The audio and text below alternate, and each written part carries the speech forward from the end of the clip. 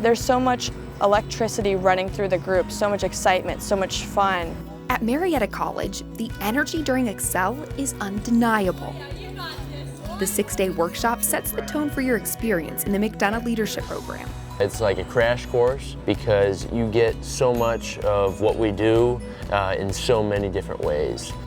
As a McDonough Scholar, you'll be breaking boundaries at a ropes course, reorienting your views on leadership in the classroom, investing in the Marietta community, and making connections with your cohort. Coming in as a freshman, you build relationships faster with strangers and new people faster than I've ever had in my life.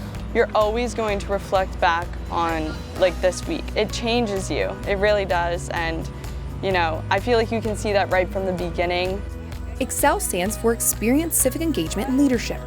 You'll find support and a framework for success, along with opportunities for leadership development and experiences beyond the classroom. And there are also some points where you see some people overcome a lot of fears at the challenge course, and it's really great to see people step out of their shell there.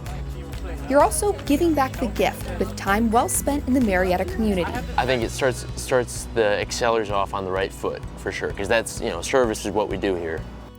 Upperclassmen spend months preparing for the workshop and then running it.